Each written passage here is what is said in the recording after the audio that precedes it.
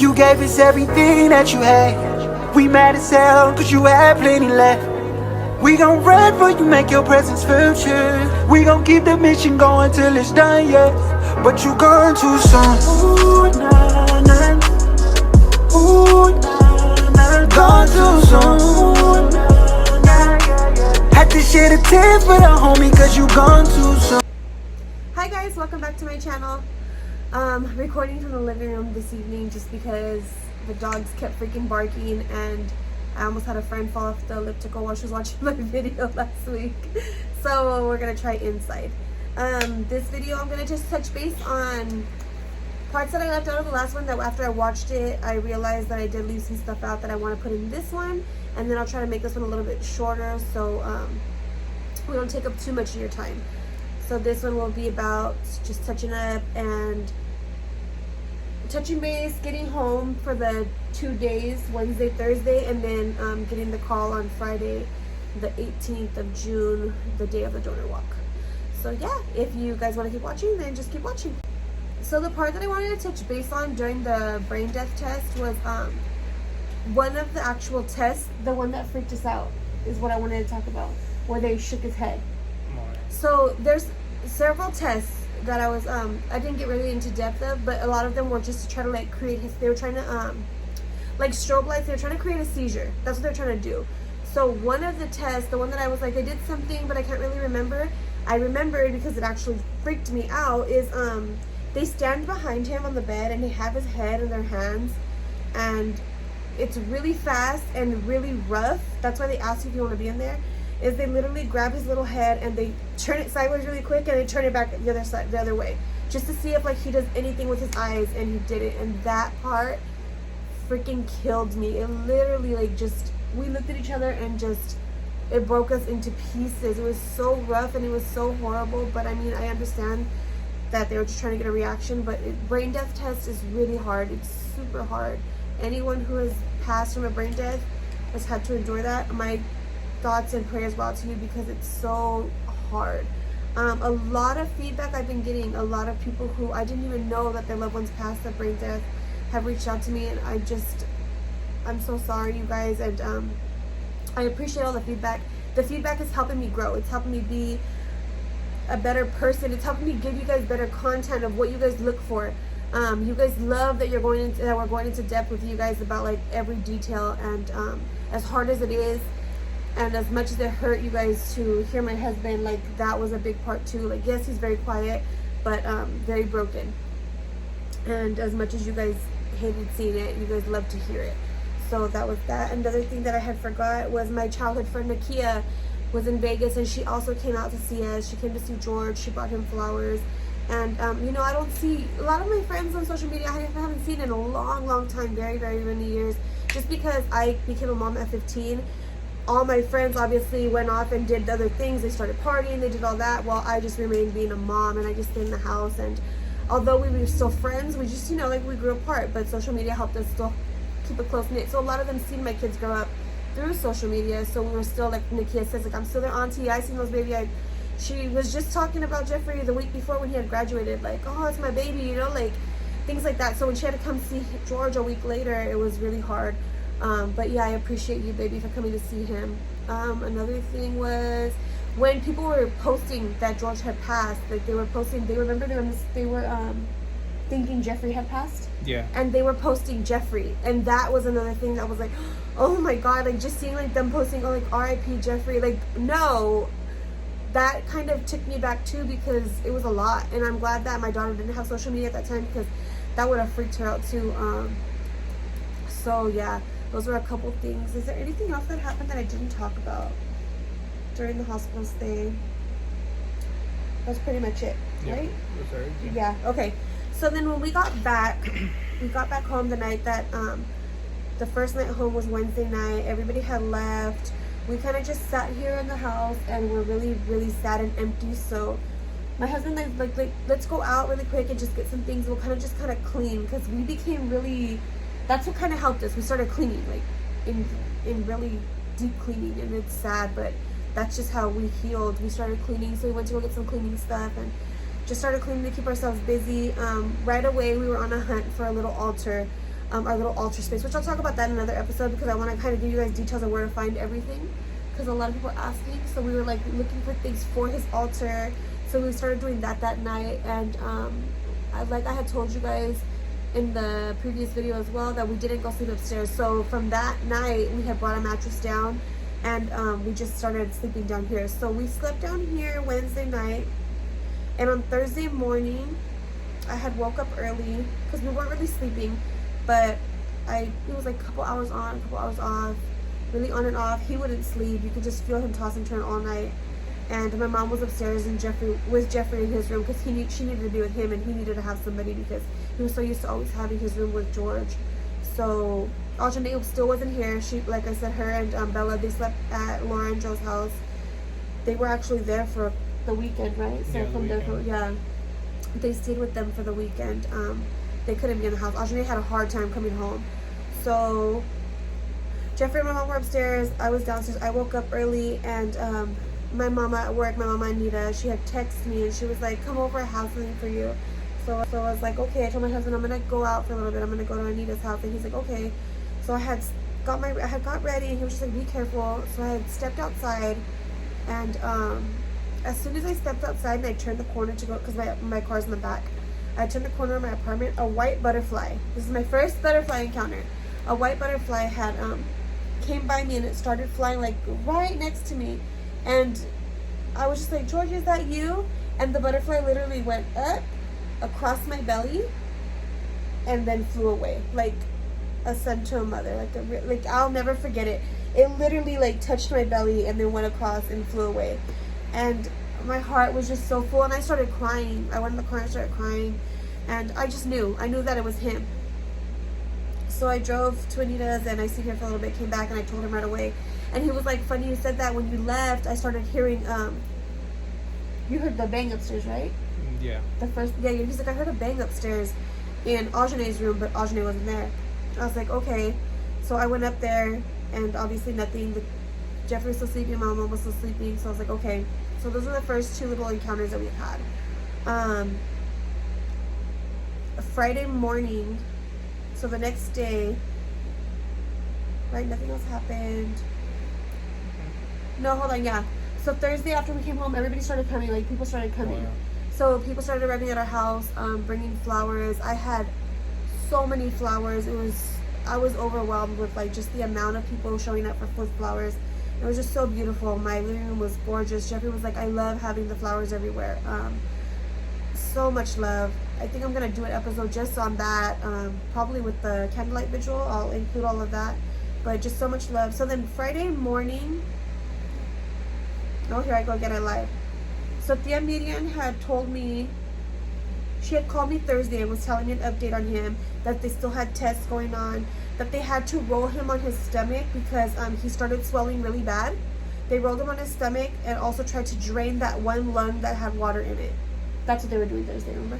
So they had, they were trying to drain the water out of that so they could preserve it, so they could donate that. She told me that if they could not, that they were not going to donate that lung. So she left it at that and just told me that he was swelling. I was like, okay. But she's like, oh, I'm still here. I'm like, okay. So then later on in the evening, Joanna, my ex's sister, had called me and was like, you know, my tia's tired. Do you mind if I go? And I was like, no, I don't mind. Like, I appreciate you even having to drive from Fontana all the way back up there to go do that for me.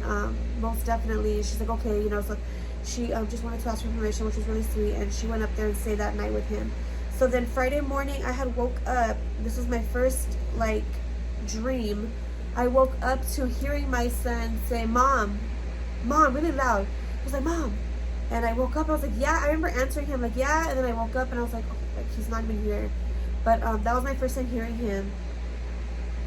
And a couple hours later, that was early in the morning, a couple hours later, Joanna had called me and told me that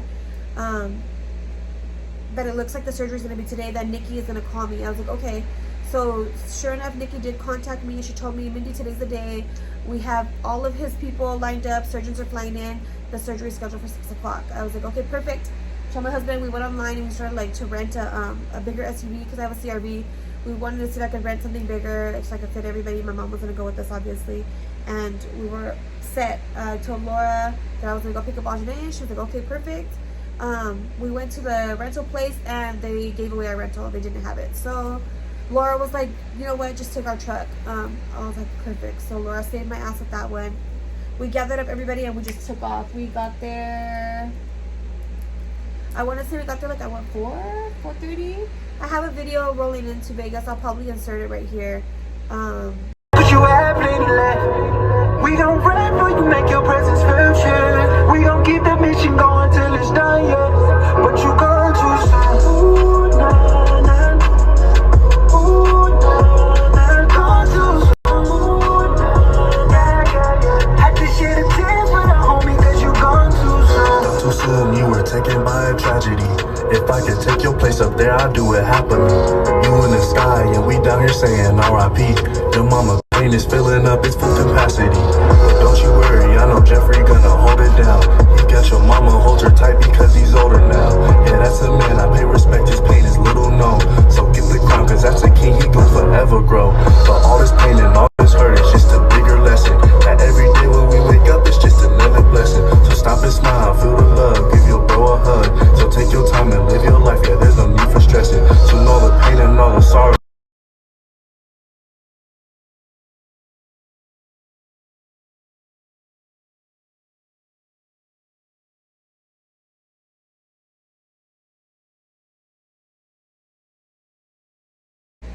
Okay, so then after we got to the hospital, Nikki did meet me like she said she was, and we went upstairs.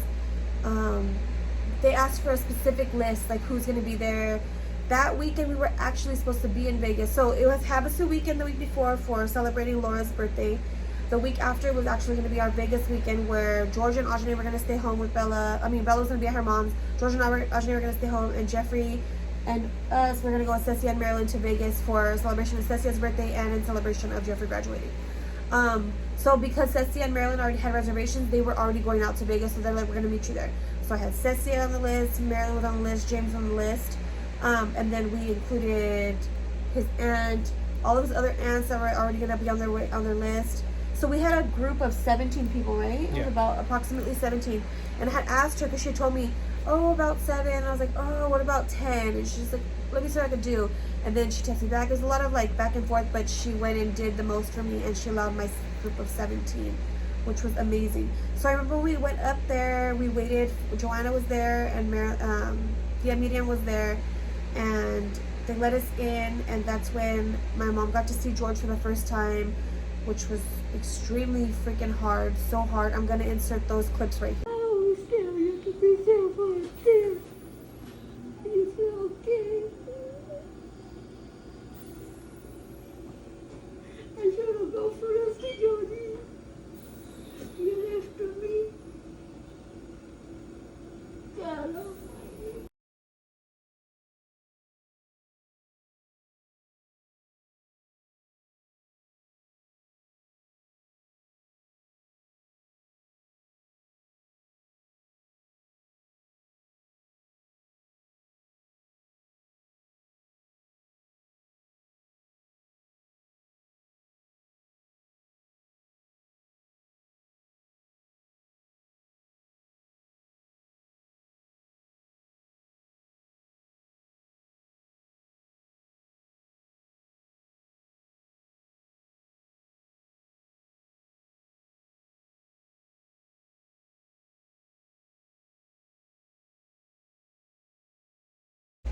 So Ajane had also seen him for the first time since the accident right there as well.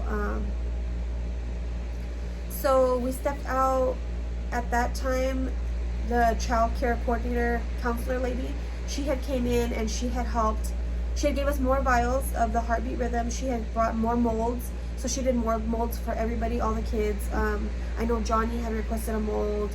A lot of the friends. And then she made one for all of us again, so we all got molds. Unfortunately, they're the Play-Doh mold magic, so they don't get hard, it sucks. But I do have it. I have something to imprint his hand, which I'll show you after. I'll probably show you in the next video. I can show you all the little trinkets that we got. But I have his little whole mold where I can literally go up to it every day and just put my hand in his hand, which is awesome. The nurses were just so great. So they all did that. Then she was telling me that From the surgery, they are going to transport his body because the case, they're going to transport his body, airlift him back to Arizona. After they do their autopsy in Arizona, they're going to airlift him back to Nevada. They will prep his body, and then we will get everything set to fly him home. So that was a lot on us as well, because we were thinking about it like, Jesus, like it's not even over after this. Like we still have a lot, and I was very overwhelmed and stressed at that point, because just thinking about it, it was just a lot. So we go in and we see him, and she's just basically telling us all of that. What else did she tell us? Sorry, I need my notes. Fly home. Yeah, that's it. And then Dr. Taz. I also wanted to talk about Dr. Taz. His doctor. He is one of the best doctors. My husband adores him. I remember when he first came in, he was telling us, like, I do trauma, like I work in the ER. He's like, I do a lot of trauma, but I have to come up here and do trauma hours. He goes, and this case is just so, it's taking me back. You could just see, so when I was telling you guys in the other video, when the nurses would come in and look at him, like every nurse that came in to look at him would just look at him, and you could see how sad they were. So they were all, they took it really personal, like,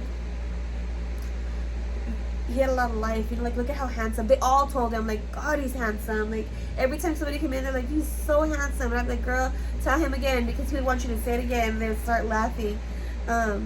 Just completely taken back by, he would stand there and be like, man, you know, like I think he was a son, right? His son had his age or something like that. Yeah. So it was he took it really hard. And even when they sent me the sympathy card, which I'll read later, like just what he said in it. So Dr. Taz at Sunrise, thank you so much. I adore you. We love you, and all the care that you gave him. Nurse Queenie, my favorite nurse, hands down. Jeffrey's favorite nurse too. You were just to the T. Nurse Rachel was actually in the video of the donor walk that I'm going to insert. I just can't thank you enough. Gia and the other nurses, I can't remember their names to save my life. I thought I wrote them down somewhere, and I can't, because there was a nurse every, you know, they had double shifts. So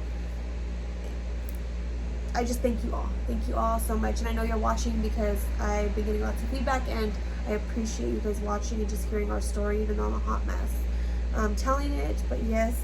So the donor walk is about 9 minutes. It's really hard. I didn't know what a donor walk was. I didn't even know that they do this. Organ donation is something that's I've never really thought of. I thought of it like, I don't know, someone told me when I was younger, like, oh, don't be an organ donor.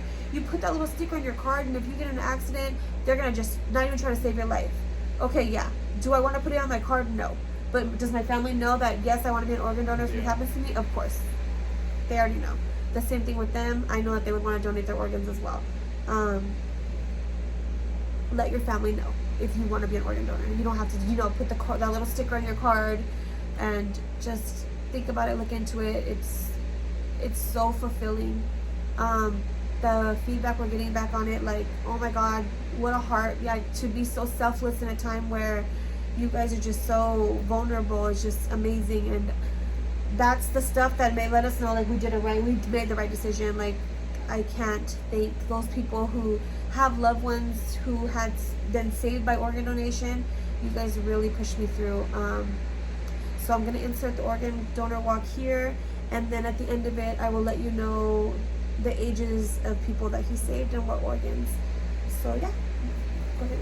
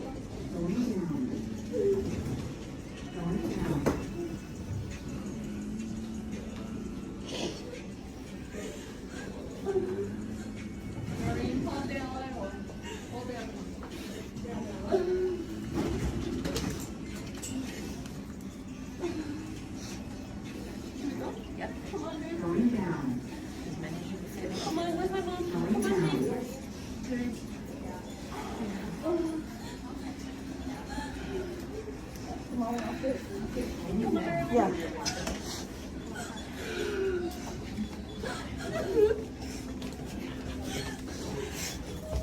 Are you sure? Yeah, we all pay. We're done.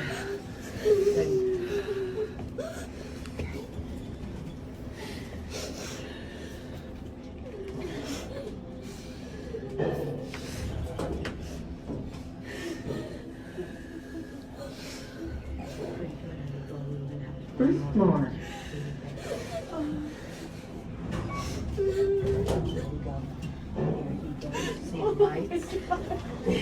Going up. And wait for grandma.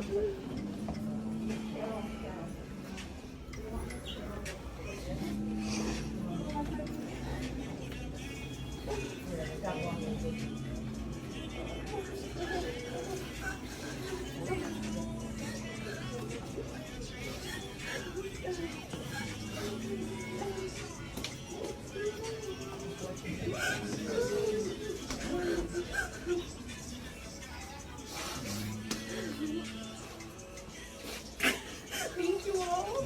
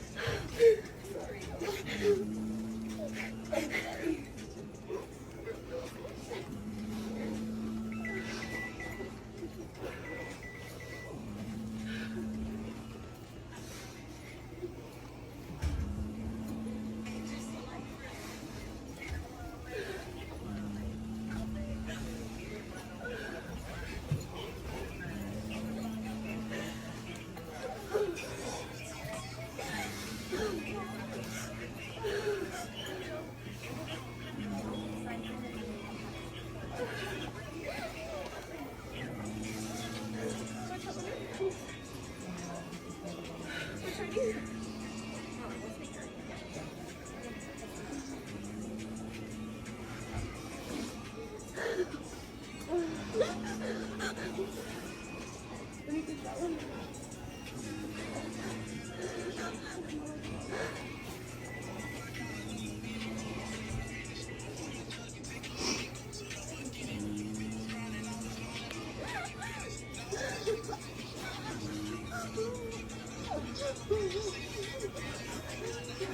Can we say bye now? Yeah, baby, great.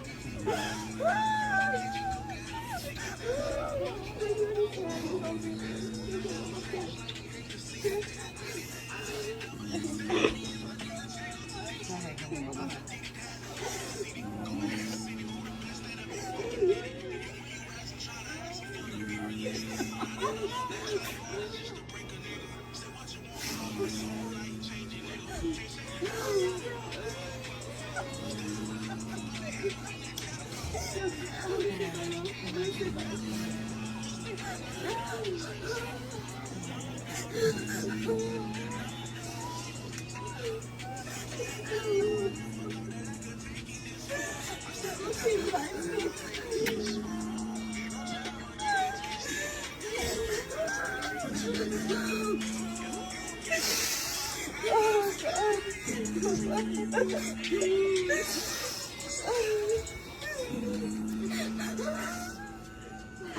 Baby, wanna come up this way?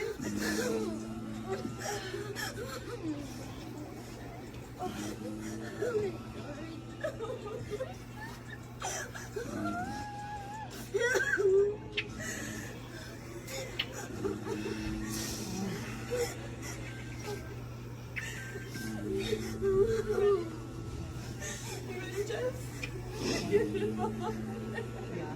So if I everybody back up. Baby.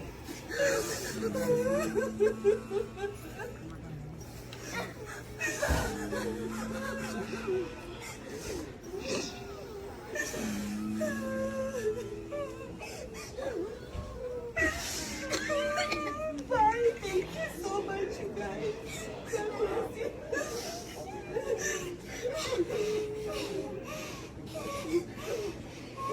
God bless you. Don't watch that. Don't watch that. Don't watch that.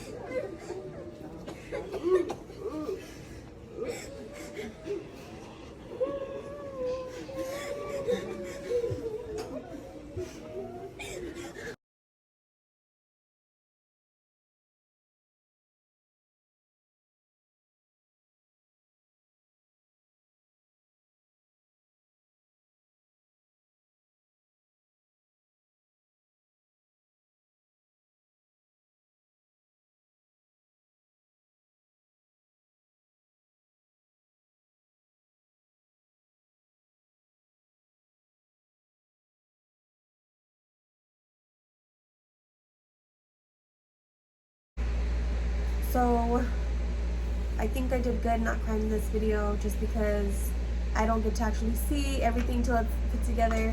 But the outcome of the surgery was right kidney was transplanted to a 21-year-old male. His left kidney and his pancreas were transplanted to a 37-year-old male. His liver was transplanted to a 17-year-old female. His left lung was transplanted to a 73-year-old male, so they did not recover his right lung.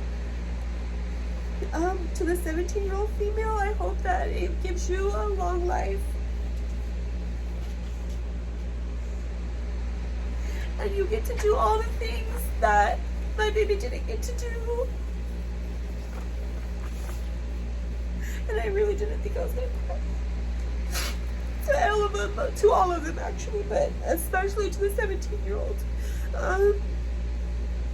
If you ever see this video, I don't know if it ever gets across to you. God, that one's hard.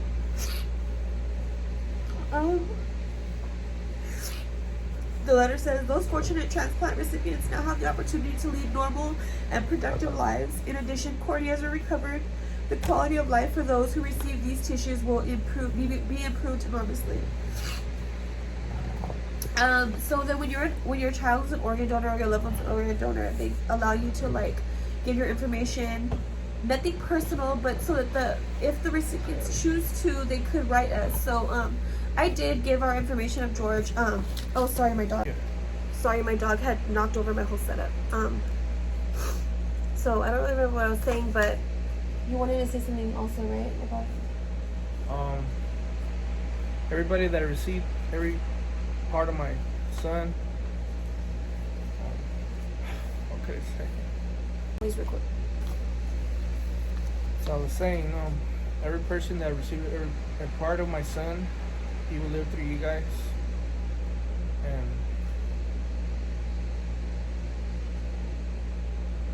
it's a blessing. My son left, too soon, but he gave life to other people to live. Yeah. As humbleness. He left like a king. Definitely did. And we're forever grateful to be his parents. Like, I'm forever grateful to be George's mom. Like, 16 years too soon. I wish I had very many more, but like everyone in it says, our children are only borrowed to us. God calls him home when he's ready, and he did his mission. As hard as that is to come to terms with, like, you don't want to believe that. Like, we were talking about our faith in the last episode. You don't want to believe, like, why would God do that, But if you knew my George, like, if you actually knew him, there's not a mean bone in that kid's body, like. And that's another thing that I'll talk about, like, the why him and all that. Like, we have that whole conversation. I'm probably gonna put that into, like, the next episode, which will be the Candlelight. But speaking of Candlelight, so when we're leaving the hospital after the surgery, after everything was done, well, actually not after the surgery, because after the donor walk, we just have to leave, So you walk out and we're hugging each other and leaving the hospital without your kid, like, again, but this time, like, that's it, you're never gonna see him, like, warm again. Like, that was it. It was so hard. We all went to the parking lot and just cried together, hugged each other. And actually his best friend Andre had asked me, like, can I go home with you, can I stay with you guys for the weekend? We were like, absolutely. We picked him up. Andre too, for being 16, he Ubered to the hospital that Monday to spend time with him, like, and he stayed for a couple hours. You loved him so much, and it showed, and I can't thank you enough, baby. I can't. Johnny too, even though he couldn't be there, like, physically, he called and he made sure that he was there. And those kids, and they're just going through it, like, it's just so hard. You don't know how much you're loved until you're gone, unfortunately. And I know, but my baby knew how much she was loved. Like, he knew, especially with those ones, those two right there, he knew how much he was loved. But so we're on our way home, and I swear in, like, the first hour and a half that we're, like, driving home, the kids had already organized a candlelight. They had already made a flyer. Our friends did want to do a candlelight for us, but they were going to actually do it on Friday, not knowing that was going to be the day of the surgery, so they had to cancel. So then these little ones of their own just put together a candlelight. We threw out invitations, and our friends piggybacked it, and they got a group of people together, and God, my friends are amazing. So like I said, that episode I will have more detail of it, but I wanted to make this one really short as I could, just to kind of give you guys the feel of that day, the donation day. Yeah, but that walk felt like it was long, bro. Yes. We were there, but it just, every step we took, it was long. The donor walk, yeah. It was so hard. I think it was the hardest thing, just to let him go in the room. We're not gonna be able to see him no more until he got back home. Yeah. So it was horrible, It was very. We lost Jeffrey for a minute there. Oh yeah. So if you guys pay attention to the end of that video, Jeffrey completely zoned out, like, so bad that I couldn't even. He was just zoned out. Since then, that's the last time I seen Jeffrey, like, my Jeffrey. I haven't seen Jeffrey the same. He's such a goofball. Like, if you follow me on Instagram, you know what a goofball he is, and he's not that person anymore. I don't see him laugh the same, like, all of her life, because we met her when she was 1, so those two are two peas in a pod. So my son George played part in each family member, you know. He had his part with Audrey, he had special ways. Same thing with Jeffrey, you know. Same thing with Audrey. With Bella. With Bella, not bad. But either way, you know, like the love they had for each other was unstoppable with each other, you know. Yeah, they fought, you know, like every kid. What did, siblings don't, so, yeah. You know, but at the end of the day, like he loved them, you know. He was really quiet. He was a really quiet kid. Everybody knows him. He's quiet, but when he opens up, he's real special. He's something else, you know. There's nothing that you can't say that you can't love about him, cause, man, I love that kid so much. You know, it's just little things he did. You know, he was so kind, so sweet. You know, if he had $1, his last dollar in his pocket, he would have given it to you to help you out. He was always been that person, you know, like, I wish I could have done more. I wish I could do more. And he's really humble, you know, like, and that's why I knew he said to become somebody special in life. But it goes back to, you know, like, this was his mission. It was his mission, you know, this like, was his mission. And it sucks, you know, like, it sucks so much. You know, I was talking to my wife. Every time I think I talk about it all the time. You know, what gets to me is time, you know. I always tell her, like, I wish I had more time. And that's the hard thing I can say all the time is time. It's just, you know, you sit back and you're like, you know, I could do it tomorrow, you know. I can fix this problem tomorrow or fix something. And you say, I got time. But that's a lie. Time it's the key, you know.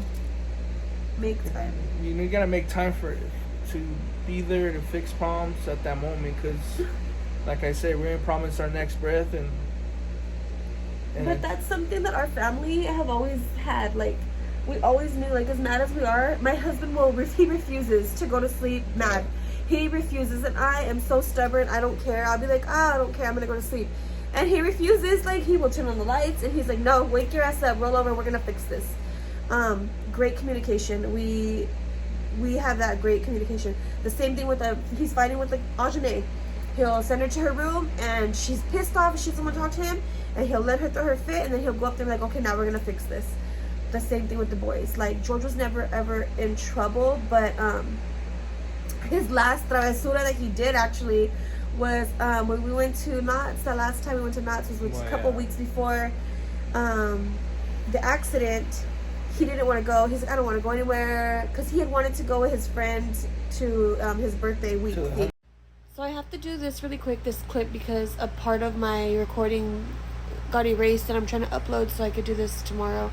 But like I was saying, his last travesura that he got into was he didn't go with the Sonats. He actually went with Johnny and his cousin to Adrian's Kickback, and I have some clips that I'll insert right here so you guys could see his last good time with his friends. And even though he got grounded for it because he didn't get back till like 1 a.m, when Andre was saying what a good time he had, like, I'm just glad he did it. And we were also saying before it cut off too that it's hard being a parent at times, but the most simplest things that I ever did for my kids, like the fun free little things that the city offered, or like playing in our apartment, we had absolutely no furniture, are the things that my kids remembered the most, and they just swore they were the best times of their lives. So it doesn't take much to be I was never trying to be that fun parent. I was the parent that I was able to be, and my kids loved me for it. And we were saying more in depth into it before it jumps from this clip to like what my husband and I are talking, but my editing will get better eventually. And we won't have this issue. So yeah, it's gonna jump into where my husband and I are talking now. It don't take that long, you know. They just need to be reminded that they love and you care about them. You know, even though sometimes they're not gonna agree with the things you tell them. We're in the same age, you know. And that comes from somebody who didn't really have that. Yeah. Like, my husband's upbringing was horrible. So my kids, you know, like I like to have an open conversation with them about everything. It don't matter about what it is, you know. I just want to have that open relationship with them. When you do, you know, everything's so easy, because your kids don't keep nothing away from you or sneak around. You know, especially, you know, when you have girls, it's hard, you know, it is. Because Audrey sneak around, that's why she has no door. But I love her to death, and she knows that. The same thing with Bella. But End of the day, you know, She's when sitting my right here boys, looking at me. boys are gonna be boys, you know. Why would you say that? She's right here. She knows. She's a teenager, and Yeah. teenagers do teenage shit. But yeah, so that's pretty much it for this episode. I hope it wasn't too long. I'm gonna try to edit it where it won't be so long. But thank you guys for watching and next time. taking the time to Love watch you us. guys. Yeah, we do love you guys all. Thank you for the support. For sharing. You guys have got us so far with this journey. Raccoon eyes. We love you. See you guys next time. Yeah, we love you.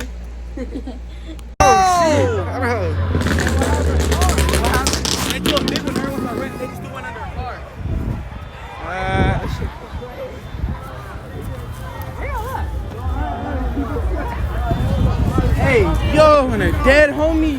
Okay.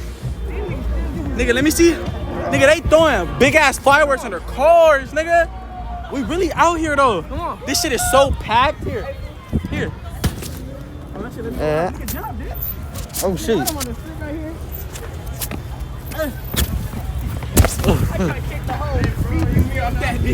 Out this bitch. Ew. What was that? Hey, then shut your ass up, man. Where Ray at? Look, they said they walking to the car and shit. But what's nigga no? What y'all doing after this?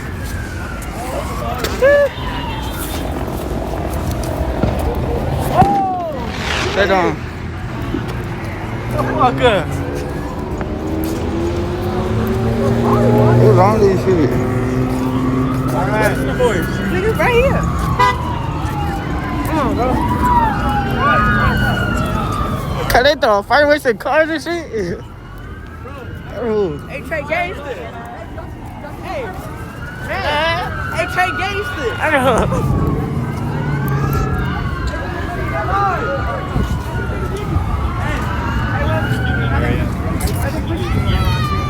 I'm gonna go viral. Hey, what you shit, man, I don't know, man. I'm trying to go to a party, nigga. I'm not trying to go home tonight.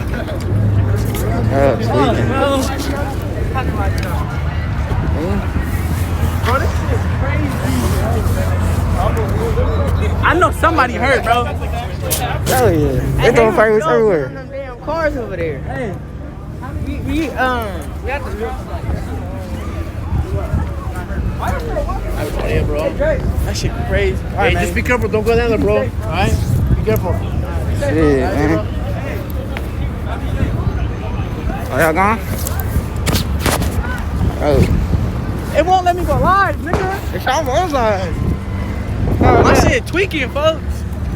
Who that? What the fuck everybody on this live, nigga? They help me. Let me. Nigga, they throwing fireworks. Johnny, where the change at, nigga? I was not trying to get my shit snatched in that circle. I'm a dead homie. Nigga, this shit is so packed, bro. It don't even look like it is on camera. Nigga, where the fuck are we going? Hey, that by the car? Is it? What's going on with this shit? Alright. That shit crazy, my leg. What about this bitch, y'all? You know, I battle with God every day, like, why him, or that's just my life every day now, you know?